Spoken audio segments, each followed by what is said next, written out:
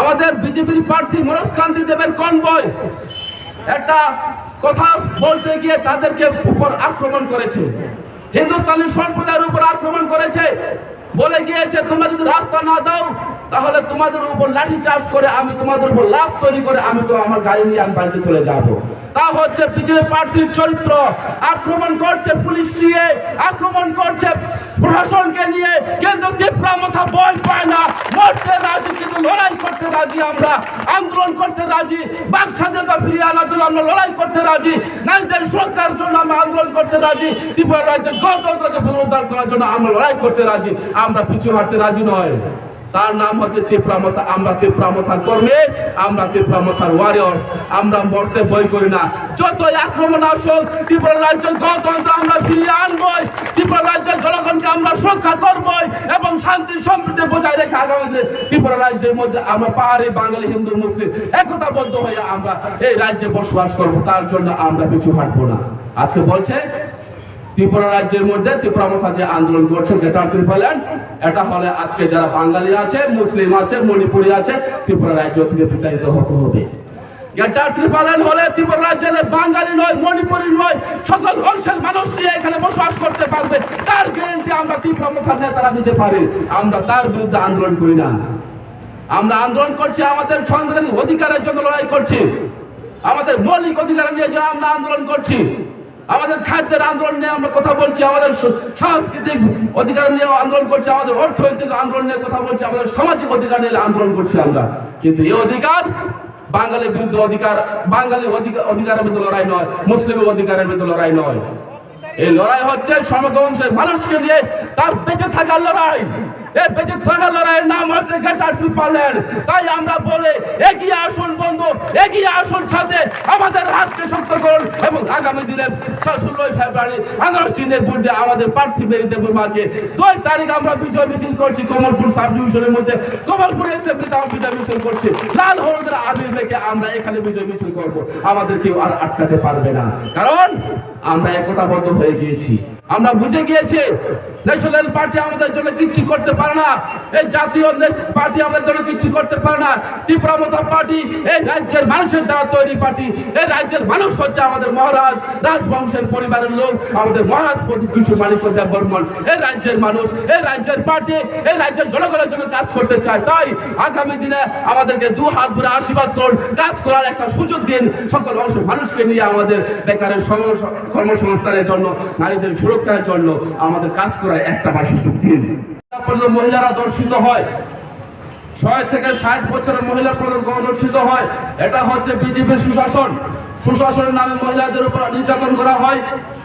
সুশাসনের নামে আজকে ত্রিপুরা রাজ্যের মধ্যে এবং আমাদের কমলপুর এলাকার মধ্যে গত 29 আগস্ট 2022 ইংরেজি সনে হালহালি বাজারের মধ্যে একটা সাম্প্রদায়িক পরিবেশ তৈরি করেছে সে বিজেপি সরকার, সে বিজেপি পার্টি। আজকে তীব্রামথা পার্টিকে তারা বলার চেষ্টা করে তীব্রামথা একটা পার্টি, যে পার্টি ট্রাইবেল বেস পার্টি, যে পার্টি একটা সাম্প্রদায়িক দল, বিচ্ছিন্নতাবাদী দল। কিন্তু আজকে প্রমাণ হয়ে গেছে 29 আগস্ট 2022 ইংরেজি সনে হালহালি বাজারে যখন একটা নারী কেলেঙ্কারি ঘটনা নিয়ে যখন একটা আন্দোলন করে, তারা যারা গণধর্ষিত করে, যারা র্যাপ করে, তার পক্ষে নিয়ে এসে হালালি বাজারের মধ্যে একটা অশান্তির পরিবেশ তৈরি করে, একটা বিচ্ছিন্নতাবাদী পরিবেশ তৈরি করে, সাম্প্রদায়িক ফুসলি দিয়ে সেখানে সেই বিজেপি পিছন দিয়ে দরজা দিয়ে ত্রিপুরা রাজ্যের যে উন্নয়নটা হয়নি, উন্নয়ন বন্ধ হয়ে গিয়েছে, তাকে আড়াল করার চেষ্টা করছে সেই সাম্প্রদায়িক পরিস্থিতি তৈরি করে।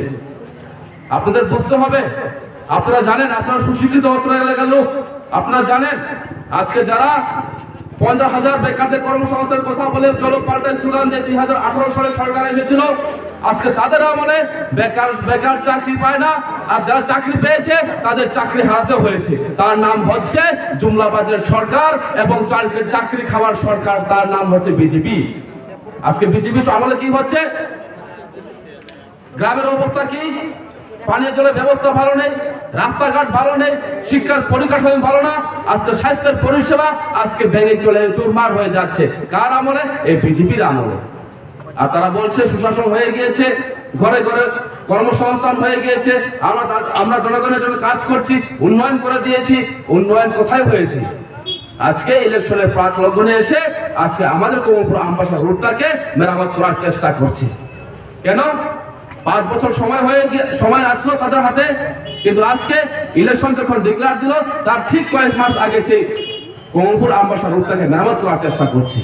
সেই ভোটের প্রাঙ্গণে ভোটের দাওয়ান বেজে গেছে, তাই সেই রাস্তা ভোট আদায় করার জন্য, ভোট পাওয়ার জন্য আজকে সেই জনগণের সুখের মধ্যে কালিমা লিপ্ত করার জন্য তারা চেষ্টা করছে। সেই বিজেপি আজকে বিজেপি কি করছে ত্রিপুরা রাজ্যের মানুষের জন্য? ঘরের টাকা 3 কিস্তি ঢুকছে, সেখান থেকে তারা তাদের নেতা পেতারা সেখান থেকে চাঁদা করছে। তার প্রতিবাদ করতে পারছে না কেউ। প্রতিবাদ করলে তার উপর আক্রমণ হচ্ছে, তার ঘর জ্বালিয়ে দেওয়া হচ্ছে, দোকানপাট পুড়ে দেওয়া হচ্ছে। গণতন্ত্র আজকে ত্রিপুরা রাজ্যের মধ্যে সুরক্ষিত নয়। গণতন্ত্র আজকে ত্রিপুরা রাজ্যে সুরক্ষিত নয়। গণতন্ত্র ত্রিপুরা রাজ্যে নষ্ট হয়ে গিয়েছে সেই বিজেপি আমল। আজকে না মহিলারা সুরক্ষিত নয়, আজকে বেকাররা সুরক্ষিত নয়। আজকে বেকারদের হাতে ডিগ্রি আছে, তাদের হাতে চাকরি নেই। আজকে সেই ডিগ্রি আজকে কলা পাতার সমান হয়ে গিয়েছে। তারা বলে বেকারদের আমরা 14,000 থেকে 15,000 20,000 থেকে তারা কাউন্ট করে বেড়ায়, আমরা বেকারদের কর্মসংস্থান করে দিয়েছি, চাকরি দিয়ে দিয়েছি। কিন্তু আজকে বেকারদের হাতে ডিগ্রিটা আজকে কলা পাতা হয়ে গিয়েছে।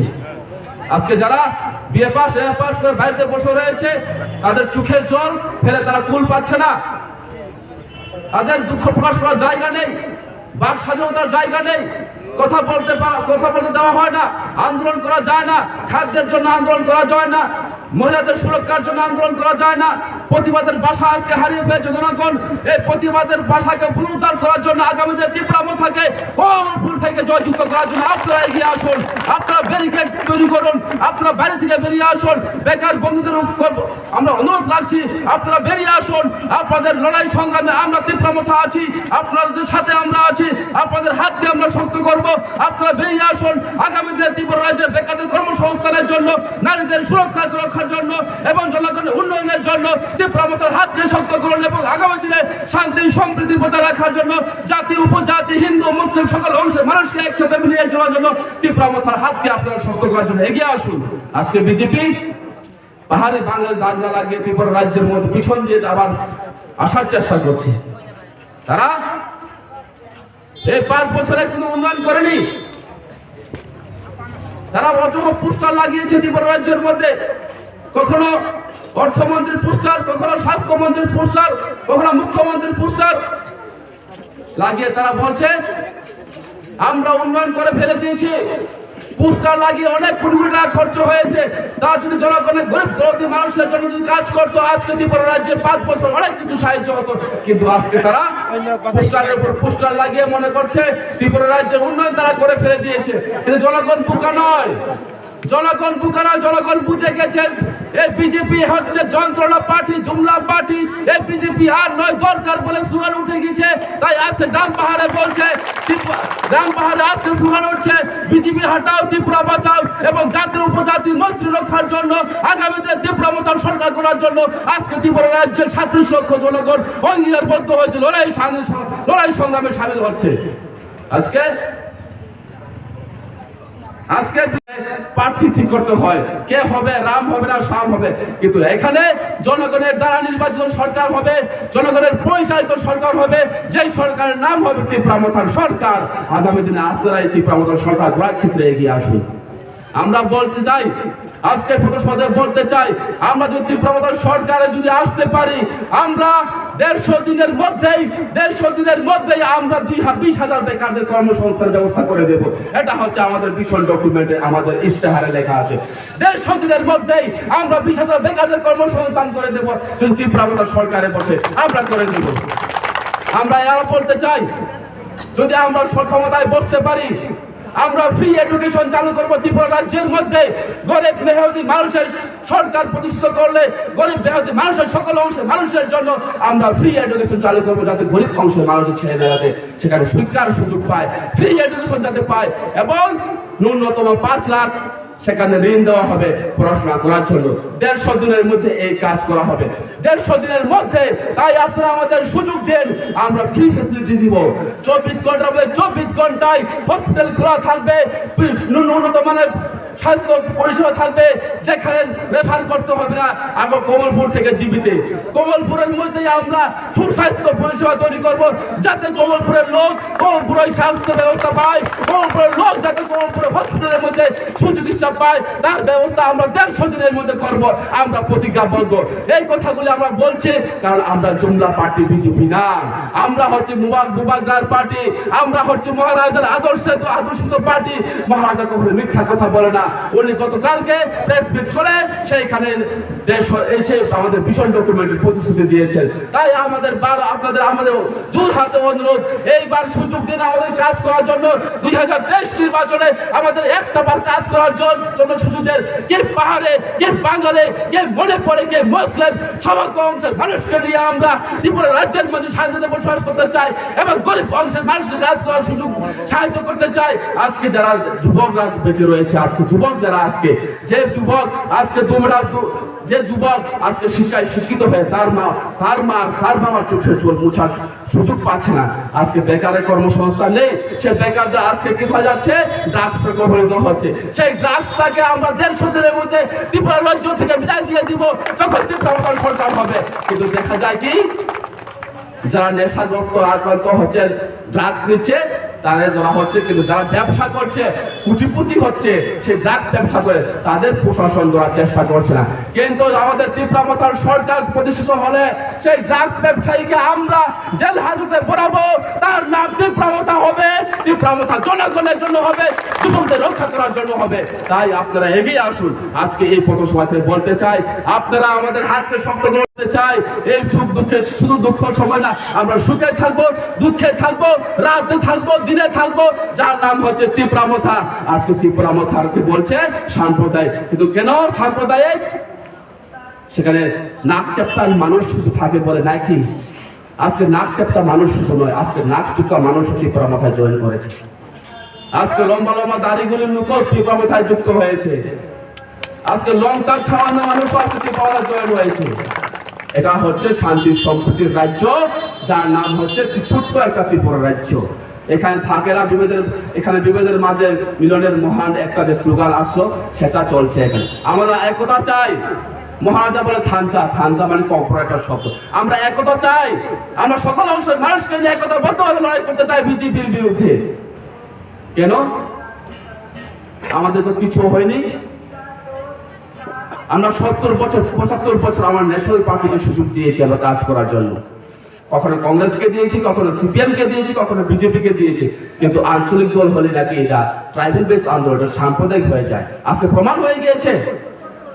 আজকে ত্রিপুরা পার্টি একটা প্রমাণ হয়ে গেছে, যেখানে শুধু ত্রিপুরা সাথে সুযোগ শুধু দেয় নেই, সেখানে এসসি, ওবিসি, মাইনরিটি, মণিপুরি সকল অংশের মানুষকে আজকে প্রার্থী করে বাড়িয়েছে আমাদের মহারাজ। এটার প্রমাণ হয়েছে যে এটা ত্রিপুরা রাজ্যের জন্য কাজ করার জন্য, একটা সুযোগ দেওয়ার জন্য এখানে আমাদের মহারাজ একটা পার্টি তৈরি করছে, যার নাম হচ্ছে ত্রিপুরা পার্টি। এটা বুঝতে হবে। যারা সুশিক্ষিত সমাজের লোক, বুদ্ধিজীবী লোক, আপনাদের বুঝতে হবে। আমরা কাজ করতে চাই। 75 বছরে ত্রিপুরা রাজ্যের কোনো কাজ হয়নি, কোনো উন্নয়ন হয়নি।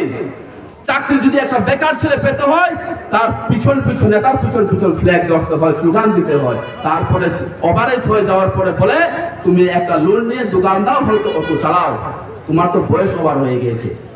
আমরা বলতে চাই, ত্রিপুরা আপনি ফ্ল্যাগ ধরুন, নারী ধরুন। সরকার প্রতিষ্ঠিত হলে আপনার জন্য আমরা চিন্তা করবো, আমরা চিন্তা করবো। আমাদের ফ্ল্যাগ ধরতে হবে না আপনাদের। যার নাম হচ্ছে ত্রিপুরা জনগণের জন্য কাজ করতে চাই আমরা। মহারাজ যখন পার্টি তৈরি করেনি, অনেক লকডাউনের সময়ে বেঙ্গালোরে, হায়দ্রাবাদে, কলকাতাতে, মুম্বাইতে অনেক অজস্র ত্রিপুরা রাজ্যের যুবক সেখানে আটকে পড়ে রয়েছিল। নিজের পকেট থেকে টাকা খরচ করে সেখানে সেই লোকদেরকে ত্রিপুরা রাজ্যে আনার চেষ্টা করেছে। একমাত্র ছাড়া সম্ভব হয়েছে মহারাজার মাধ্যমে।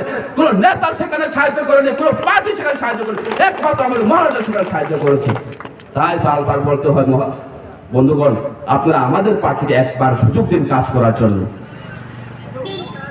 অনেক শিক্ষিত যুবক পড়াশোনা করে আজকে বাড়িতে বসে রয়েছে, তাদের বলতে চাই, আপনারা একবার সুযোগ দিন ত্রিপুরা থাকে সেই বেকারের সমস্যার সমাধান আপনার কাজ করে একটা সুযোগ দিন।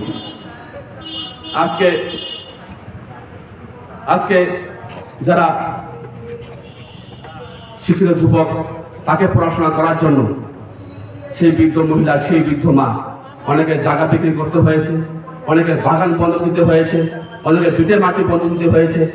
আমার ছেলে যদি শিক্ষিত হয়, একটা কর্মসংস্থান ব্যবস্থা যদি হয়, আমি মরার আগ পর্যন্ত দুবেলা দুমুঠো লবণ ভাত হলে আমি খেতে পারবো। কিন্তু আজকে কোথায় দাঁড়িয়ে গেছে? সে বেকারের ডিগ্রিটা আজকে হাতে নিয়ে ঘুরছে, কিন্তু তার কর্মসংস্থান নেই। তার সেই মায়ের চোখের জল সে মুছতে পারে না, সে বৃদ্ধ বাবার সে লাঠি হতে পারে না, সে বৃদ্ধ বাবার লাঠি হেসে হতে পারে না। তার জন্য দায়ী বিজেপি সরকার, ন্যাশনাল পার্টির সরকার দাবিদার দায়ী। তাই আপনারা আমাদেরকে, আমি আমার আলোচনা নিয়োজিত করবো না, আমাদেরকে সকল বংশের মানুষ, কি পাহাড়ি, কি বাঙালি, কি মুসলিম, কি মণিপুরে, একটাবার কাজ করার সুযোগ দিন। আমাদের জনগণের জন্য আমরা কি করতে পারি, বেকারদের জন্য কি করতে পারি, নারীদের সুরক্ষার স্বার্থে আমরা কি করতে পারি। আজকে যে নেশাগ্রস্ত হয়ে যুবকরা যা আছে, বিভ্রান্ত হয়ে দুনিয়া আজকে এখানে ওখানে ঘুরে বেড়াচ্ছে, তাদেরকে কিভাবে আমরা সুরক্ষিত রাখতে পারি, তার জন্য আমাদের মাথাকে, প্রমথার পার্টিকে একবার সুযোগ দিন এবং আমাদের মাথাদেরকে একবার কাজ করার সুযোগ দিন। তার জন্য আগামী 16 ফেব্রুয়ারি আমাদের প্রমথার পার্টির প্রার্থী মেরি দেববর্মাকে আনারস চিহ্নে ভোট দিয়ে জয়যুক্ত করুন এবং 2 তারিখে আমরা বিজয় মিছিল করছি। লাল এবং হলুদের আবিরে আমরা এখানে বিজয় মিছিল করব এবং মনোজ কান্তিকে আমরা বিপুল ভোটে জয়যুক্ত করে, বিপুল ভোটে আমরা হারিয়ে আমাদের মেরি দেববর্মাকে আমরা বিজয় মালা গাঁথিয়ে আমরা এখান থেকে র্যালি করব। এই কথাগুলো বলে সকলকে আবারও সংগ্রাম আবেদন জানিয়ে এবং বিলম্ব আবেদন জানিয়ে আমাদের সংক্ষিপ্ত আলোচনা এখানে শেষ করছি। প্রমথা লং লিভ মহারাজা, লং লিভ পাহাড়ি বাঙালির ঐক্য সবসময় থাকুক।